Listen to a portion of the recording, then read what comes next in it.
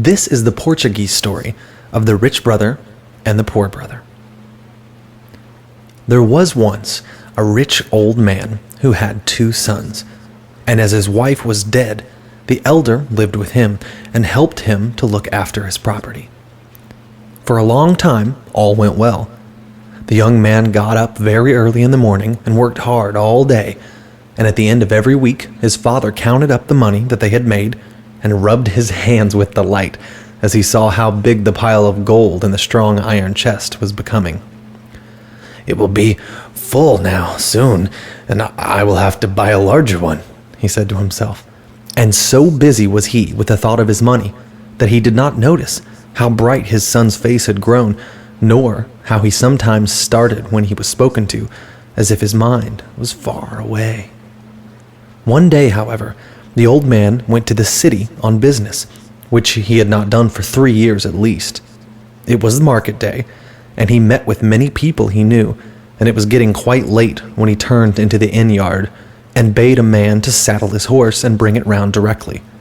While he was waiting in the hall, the landlady came up for a gossip, and after a few remarks about the weather and the vineyards, she asked him how he liked his new daughter-in-law, and whether he had been surprised at the marriage. The old man stared at her as he listened to her. "Daughter-in-law? Marriage?" said he. I don't know what you're talking about. I've got no daughter-in-law. And nobody has been married lately that I have heard of." Now this was exactly what the landlady, who was very curious, wanted to find out. But she put on a look of great alarm and exclaimed, "Oh dear, I hope I have not made mischief. I had no idea. Or of course I would not have spoken, but—" And here she stopped and fumbled with her apron, as if she was greatly embarrassed. "As you have said so much, you will have to say a little more," retorted the old man, a suspicion of what she meant darting across him, and the woman, nothing loth, answered as before, "It was not all for buying or selling that your handsome son has been coming to town every week these many months past. And not by the shortest way either. No, it was over the river he rode, and across the hill and past the cottage of Miguel the vinekeeper, whose daughter, they say, is the prettiest girl in the whole countryside, though she is too white for my taste." And then the landlady paused again and glanced up at the farmer to see how he was taking it. She did not learn much. He was looking straight before him, with his teeth set. But as she ceased to talk, he said quietly, "Go on." "There's not much more to tell," replied the landlady, for she suddenly remembered that she must prepare supper for the hungry men who always stopped at the inn on market days before starting home. "But one fine morning, they both went to the little church at the top of the hill and were married. My cousin is servant to the priest, and she found out about it and told me. But good day to you, sir. Here is your horse. I must hurry off to the kitchen." It was lucky that the horse was sure-footed and knew the road, for his bridle hung loose on his neck, and his master took no heed of the way he was going. When the farmhouse was reached, the man led the animal to the stable, and then went to look for his son. "I know everything. You have deceived me. Get out of my sight at once. I have done with you," he stammered, choking with passion as he came up to the young man, who was cutting a stick in front of the door, whistling gaily all the while. "But father—" "You are no son of mine. I have only one now. Begone, or it will be the worse for you." And as he spoke, he lifted up his whip. The young man shrank back. He feared lest his father should fall down in a fit. His face was so red, and his eyes seemed bursting from his head. But it was no use staying. Perhaps next morning the old man might listen to reason, though in his heart the son felt that he would never take back his words. So he turned slowly away and walked heavily along a path which ended in a cave on the side of the hill, and there he sat through the night, thinking of what had happened. Yes, he had been wrong. There was no doubt of that, and he did not quite know how it had come about. He had meant to have told his father all about it, and he was sure, quite sure, that if once the old man had seen his wife, He would have forgiven her poverty on account of her great beauty and goodness. But he had put it off from day to day, hoping always for a better opportunity, and now this was the end. If the son had no sleep that night, no more had the father, and soon as the sun rose, he sent a messenger into the great city with orders to bring back the younger brother. When he arrived, the farmer did not waste words, but informed him that he was now his only heir and would inherit all the lands and money, and that he was to come and live at home and to help manage the property. Though he was very pleased at the thought of becoming such a rich man, for the brothers had never cared much for each other, the younger would rather have stayed where he was, for he soon got tired of the country and longed for a town life. However, this he kept to himself and made the best of things, working hard like his brother before him. In this way, the years went on, but the crops were not so good as they had been, and the old man gave orders that some fine houses he was building in the city should be left unfinished, for it would take all of his savings to complete them. As to the elder son, he would never even hear his name mentioned, and died at last without ever seeing his face, leaving to the younger, as he promised, all his lands as well as his money. Meanwhile, the son who he had disinherited had grown poorer and poorer. He and his wife were always looking for something to do and never spent a penny that they could help. But luck was against them, and at the time of his father's death, they had hardly bread to eat or clothes to cover them. If there had been only himself, he would have managed to get on somehow, but he could not bear to watch his children becoming weaker day by day, and swallowing his pride, at length he crossed the mountains to his old home where his brother was living. It was the first time in a long time that the two men had come face to face, and they looked at each other in silence. Then tears rose in the eyes of the elder, but winking them hastily away, he said, "Brother, it is not needful that I should tell you how poor I am. You can see that for yourself. I have not come to beg for money, but only to ask you if you will give me those unfinished houses of yours in the city, and I will make them watertight, so that my wife and children can live in them, and that will save our rent, for as they are, they profit you nothing." And the younger brother listened and pitied him and gave him the houses that he asked for, and the elder went away happy. For some years, things went on as they were, and then the rich brother began to feel lonely and thought to himself that he was getting older and it was time for him to get married. The wife he chose was very wealthy, but she was also very greedy, and however much she had, she always wanted more. She was, besides, one of those unfortunate people who invariably fancy that the possessions of other people must be better than their own. Many times her poor husband regretted the day that he had first seen her, and often her meaningless and shabby ways put him to shame. But he had not the courage to rule her, and she only got worse and worse. After she had been married a few months, the bride wanted to go to the city and buy herself some new dresses. She had never been there before, and when she finished her shopping, she thought she would pay a visit to her unknown sister-in-law and rest for a bit. The house she was seeking was in a broad street and ought to have been very magnificent, but the carved stone doorway enclosed a mean little door of rough wood, while a row of beautiful pillars led to nothing. The dwellings on each side were in the same unfinished condition, and water trickled down the walls. Most people would have considered it a wretched place and turned their backs on it as soon as they could, but this lady saw that by spending some money on the houses, they could be made as splendid as they were originally intended to be, and she instantly resolved to get them for herself. Full of this idea, she walked up the marble staircase and entered the little room where her sister-in-law sat, making clothes for her children. The bride seemed full of interest in the houses and asked a great many questions about them, so that her new relations liked her much better than they expected and hoped that they might be good friends. However, as soon as she reached home, she went straight to her husband and told him that he must get back those houses from his brother, as they would exactly suit her, and she could easily make them into a palace as fine as a king's. But her husband only told her that she might buy houses in some other part of the town, for she could not have those, as he had long since made gift of them to his brother, who had lived there for many years past. At this answer, the wife grew angry. She began to cry and made such a noise that all the neighbors heard her and put their heads out windows to see what was the matter. "It was absurd," she cried out, "quite unjust.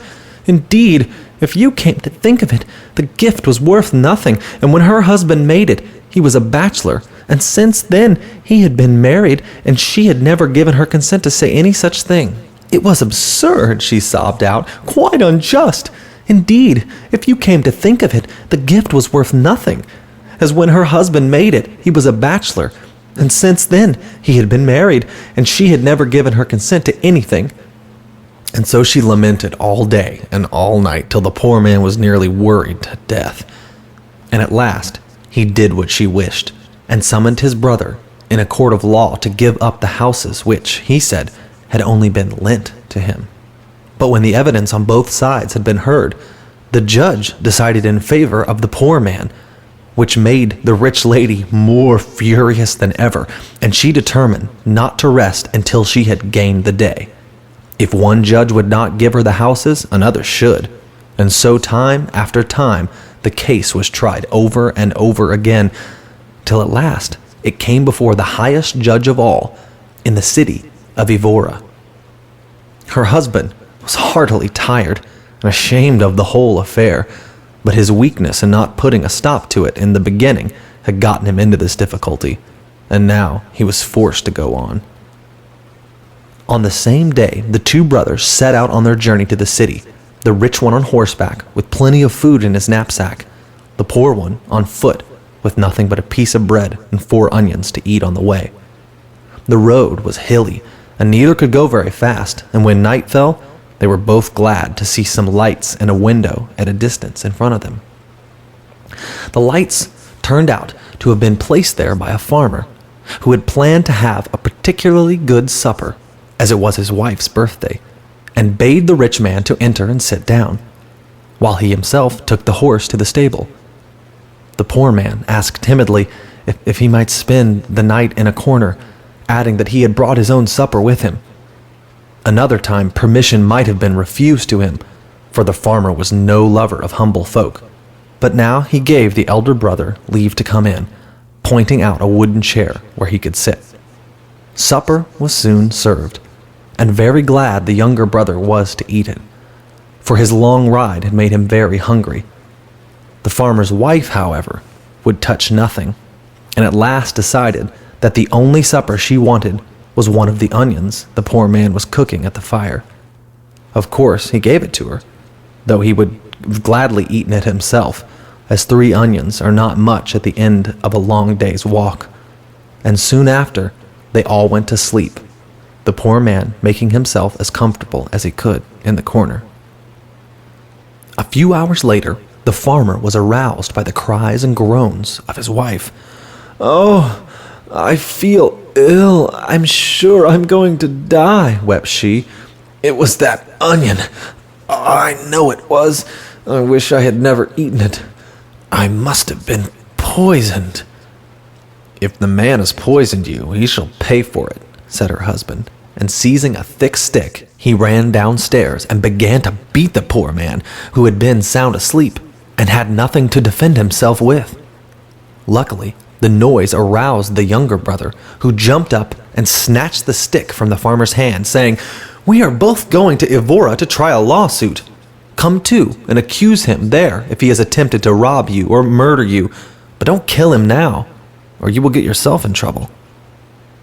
"Well, perhaps you're right," answered the farmer, "but the sooner that fellow gets what he deserves, the better I will be pleased."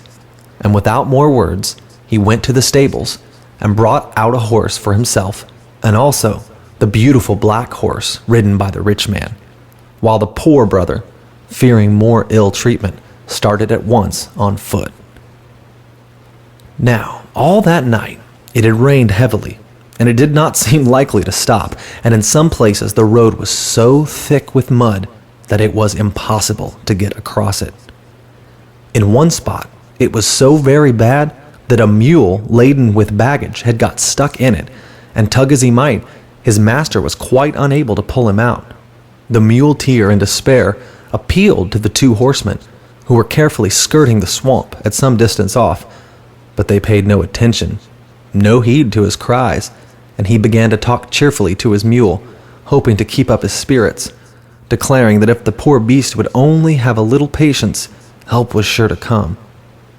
And so it did, for very soon the poor brother reached the place, bespattered with mud from head to foot, but ready to do all he could to help the mule and his master. First, they set about finding some stout logs of wood to lay down on the marsh so that they could reach the mule, for by this time his frantic struggles had broken his bridle, and he was deeper in than ever. Stepping cautiously along the wood, the poor man contrived to lay hold of the animal's tail, and with a desperate effort, the mule managed to regain his footing on dry ground, but at the cost of leaving his tail in the poor man's hand. When he saw this, the muleteer's anger knew no bounds, and forgetting that without the help given him, he would have lost his mule altogether, he began to abuse the poor man, declaring that he had ruined his beast, and that the law would make him pay for it. Then, jumping on the back of his mule, which was so glad to be out of the choking mud that he did not seem to mind the loss of his tail, the ungrateful wretch rode on, and that evening reached the inn at Evora, where the rich man and the farmer had already arrived for the night. Meanwhile, the poor brother walked wearily along, wondering what other dreadful adventures were in store for him. "I shall certainly be condemned for one or other of them," he thought sadly, "and after all, if I have to die, I would rather choose my own death and leave it to my enemies." And as soon as he entered Evora, he looked about for a place suitable for carrying out the plan he had made. At length, he found what he sought, but it was too late and too dark for him to make sure of success, so he curled himself up under a doorway and slept till morning. Although it was winter, the sun rose in a clear sky, and its rays felt almost warm when the poor man got up and shook himself. He intended it to be the day of his death, but in spite of that, and of the fact that he was leaving his wife and children behind him, he felt almost cheerful. He had struggled for so long and was so very, very tired, but he would not have minded that if he could have proved his innocence and triumphed over his enemies. However, they had all been too clever for him, and he had no strength to fight anymore. So he mounted the stone steps that led to the battlements of the city and stopped for a moment to gaze about them.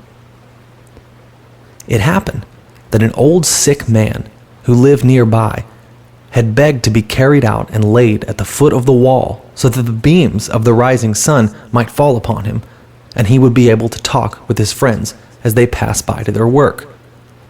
Little did he guess that at the top of the battlements, exactly over his head, stood a man who was taking his last look at the same sun, before he was going to the death that awaited him. But so it was. And as the steeple opposite was touched by the golden light, the poor man shut his eyes and sprang forward. The wall was high, and he flew rapidly through the air, but it was not the ground he touched, only the body of the sick man, who rolled over and died without a groan. As for the other, he was quite unhurt, and was slowly rising to his feet when his arms were suddenly seized and held. "You have killed our father! Do you see? Do you see?" cried two young men, "and you will come with us this instant before the judge and answer for it." "Your father? But I don't know him. What do you mean?"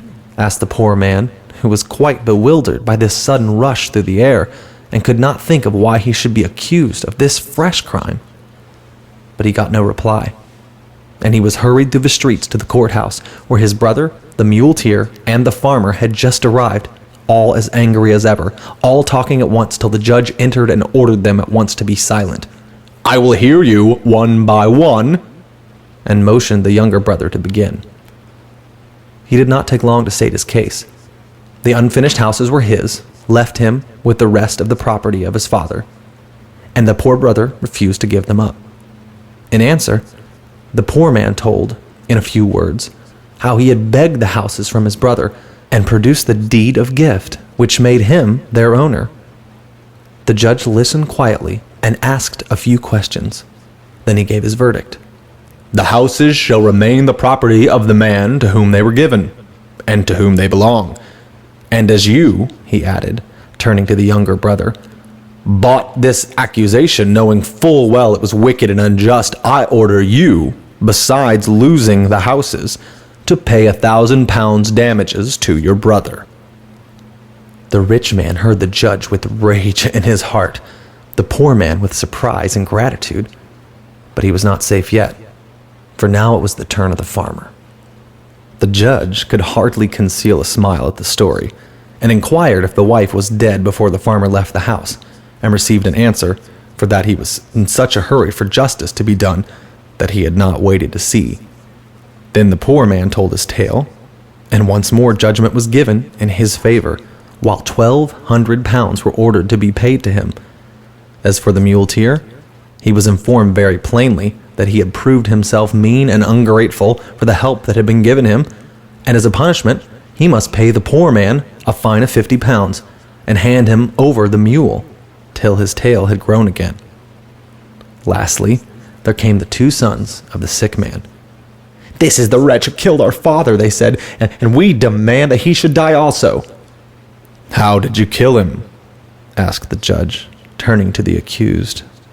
And the poor man told him how he leaped from the wall, not knowing that anyone was beneath. "Well, this is my judgment," replied the judge, when they had all spoken. "Let the accused sit under the wall, and let the sons of the dead man jump from the top and fall on him and kill him. And if they will not do this, then they are condemned to pay 800 pounds for their false accusation." The young men looked at each other, and then slowly shook their heads. "We will pay the fine," said they, and the judge nodded. So, the poor man rode the mule home and brought back to his family enough money to keep them in comfort to the end of their days.